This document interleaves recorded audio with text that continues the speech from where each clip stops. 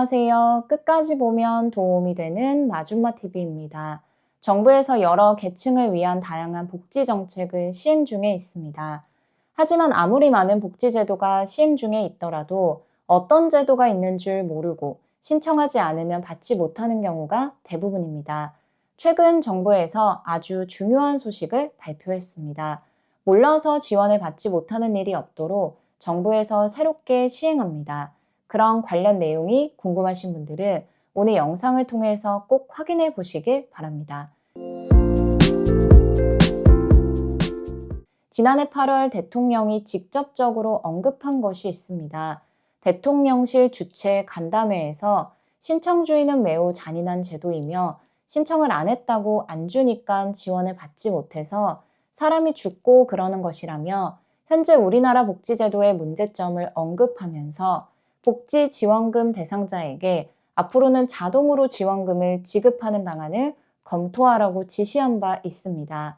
잘 알고 계시는 것처럼 우리나라 복지제도는 대부분 신청주의입니다. 지원 대상에 해당하더라도 신청을 해야 받을 수 있는데요. 직접 주민센터에 가서 신청을 해야 한다거나 온라인으로 신청을 해야 하는데 고령층 등 몸이 불편하셔서 이동이 어렵거나 온라인을 통한 신청이 어려우신 분들이 많습니다. 누군가의 도움이 없이는 신청이 어려워 지원이 필요하지만 신청 자체를 포기하는 경우도 있다고 하는데요. 이처럼 신청을 해야만 받을 수 있는 현재 복지제도로 인해 오래전부터 복지 사각지대가 발생하고 있습니다. 대통령이 발언을 통해 복지제도 원칙을 변경하는 방안을 검토하라고 지시했으나 원칙적으로 본인의 동의가 필요한 상황이 많다 보니 본인의 동의 없이도 가능하도록 하는 법 개정 추진이 필요한 상황이었습니다. 그래서 언제쯤 복지제도 원칙이 변할지 가늠하기가 어려웠는데요. 최근 정부에서 새로운 소식을 발표했습니다. 본격적으로 지원 체계를 변경해서 더 많은 국민들이 지원을 받도록 복지제도를 바꾸기로 했습니다. 여러 영역이 개선되어 앞으로 더 많은 국민들이 정부의 복지제도를 받게 될 전망입니다. 기초연금과 관련된 새로운 내용도 포함되어 있으니 끝까지 잘 확인해 보시면 좋겠습니다. 우선 정부 지원이 꼭 필요한 사람이 못 받는 일이 없도록 합니다. 신속하게 위기가구에 필요한 지원을 하기 위해 꼭 필요한 것이 바로 복지사각지대 발굴 시스템입니다. 미리 예측하고 대응하지 못해서 비극이 반복되지 않도록 정부에서 시스템을 강화합니다. 기존에는 위기가구 발굴을 위해 전기, 수도 등 3개월 연속 체납 정보를 활용했지만 앞으로는 사용량 변화와 같은 생활위기 변수를 활용해서 위기가 더 커지기 전에 선제적으로 발굴합니다. 그리고 1, 2개월 주기로 입수하던 위기 정보도 이제는 매월마다 입수해 지자체에 제공하여 신속하게 위기가구를 지원할 수 있도록 합니다.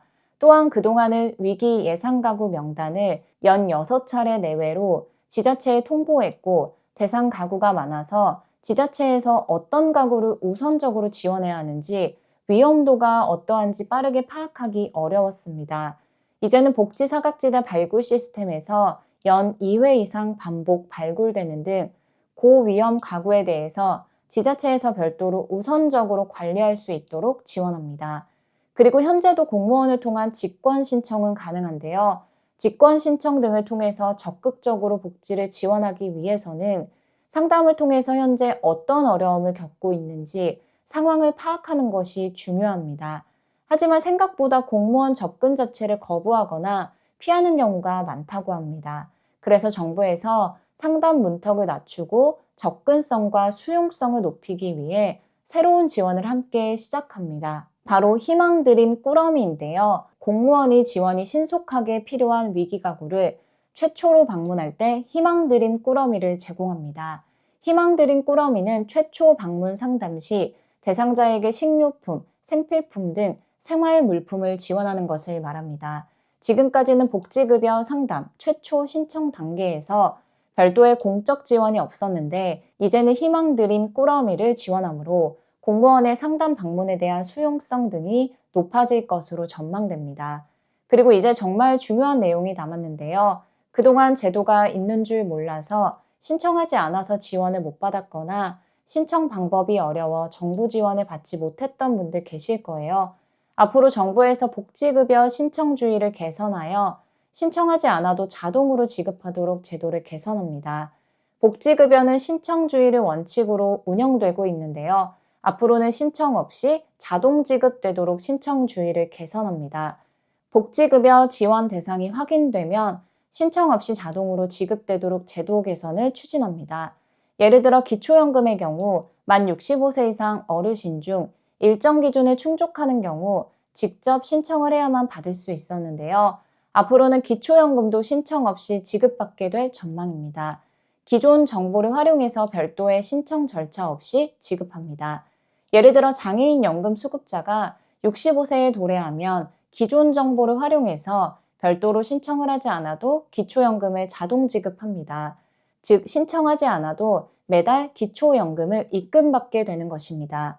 6개 법률의 개정을 추진합니다. 보편급여인 아동수당, 부모급여, 첫만남 이용권의 경우 신청해야 받았지만 연령 등 자격 확인이 가능하기 때문에 앞으로 자동 지급으로 전환합니다. 지금까지는 출생신고와 별도로 급여를 신청을 해야만 지원받을 수 있는데요. 이제는 출생신고를 하면 자동으로 급여가 지급되도록 제도를 개선합니다. 그리고 선별급여인 기초연금과 장애인연금도 달라집니다. 수급 탈락자나 다른 선별급여의 기존 수급자에 대해서 정부가 보유한 정보를 최대한 활용해서 신청하지 않아도 자격이 되면 신청한 것으로 간주해서 지원금을 지급합니다.